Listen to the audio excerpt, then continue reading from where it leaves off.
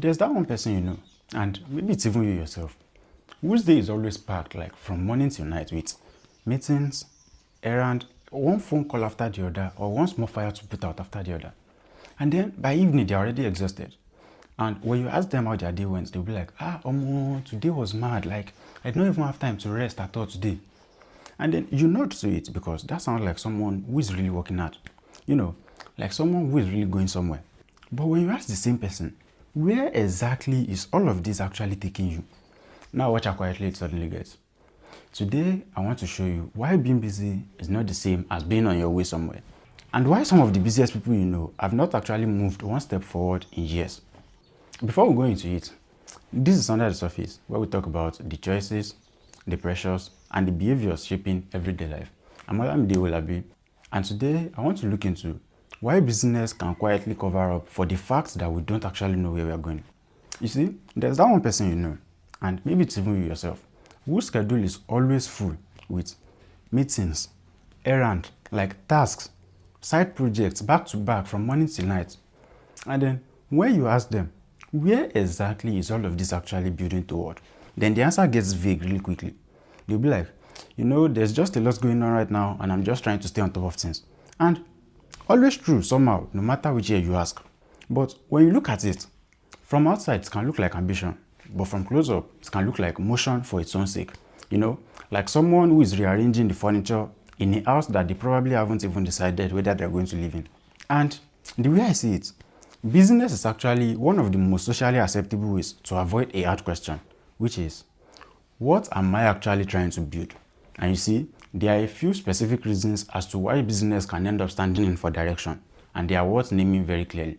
Firstly, business gives daily proof, while direction doesn't. Think of it this way. Picture two people. One has a calendar filled with tasks and can show you exactly what it is they did today, while the other person is quietly thinking through which of the three parts to go next, with nothing to point to for today at all. No visible output, just a decision still forming. You see, the first person can feel productive by evening, while the other person, even though they might have been doing the other and more important work, has nothing to show for it.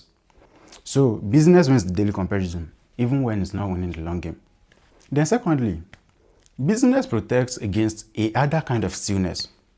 Notice what happens when someone gets an open hour, and instead of sitting with it, instead of asking what actually matters here, they immediately find another task to fill it in. Because for them, sitting still long enough to decide what actually matters means risking an uncomfortable discovery that some of what has been filling their days has not been actually moving them anywhere in particular.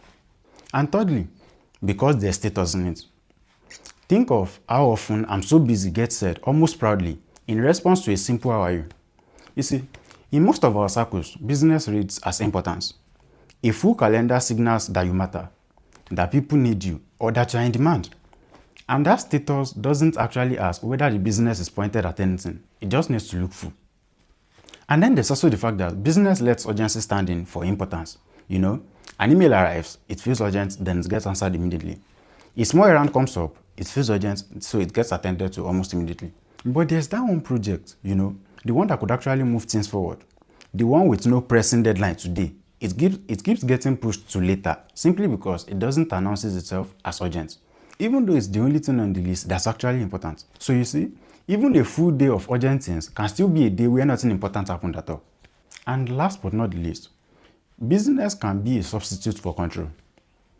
Think of someone going through a hard breakup, or someone who is experiencing an uncertain decision about their career, and then they suddenly reorganizes their room, or takes on an extra shift, or fill every hour with tasks that has nothing to do with the actual problem. You see, for them, it feels like coping, but often it's avoidance, because being busy feels like control to them, because they can see the result almost immediately, a clean room or a finished task. And facing the real uncertain question can feel like the opposite of control. So their schedule ends up being full, not because the tasks are the most important, but because they are the one thing that still feels manageable. But I don't want to make this sound like all busy people lack direction, because you see, some of the most focused people are actually the busiest, because their business is actually pointed to something specific. Someone building towards a real idea with all tasks pointed at it is not the person I'm describing, because the real issue is not in the business itself. It's in whether you can actually point to what it's really for. And when you ask a directed person what a whole week actually builds toward, they can usually tell you in a single sentence. But when you ask the other kind, you get a schedule instead of an answer. And here's the thing. Activity and action can often feel similar because they come from the same root word, which means to act. But you see, although they have lexical similarity, they differ in participative meaning, because an activity is just a series of events that is happening, while an action is a series of events happening to achieve something, which is an aim. And this difference already happens somewhere we all actually know. On a film set, notice how nothing happened until a direction says these three words: light, camera, action. Because a scene isn't a scene just because people are moving in it, but because a director pointed it somewhere. And here goes this: an act only becomes an action when there is direction. And the thing is, most of us are busy, but not many of us are directing. And you see, motion isn't the same as progress. Activity isn't the same as action. One just happens while the other is aimed. So, here is something practical to do. List what filled your week, and then next to each item, write what it actually moved you towards. Sit with that list for a moment before you judge it. And if most of the list has nothing next to it, then it's not failure, it's information. And it's worth taking very seriously. And here's the thing. The lesson here isn't that rest is weakness, or that every hour needs to be filled with purpose.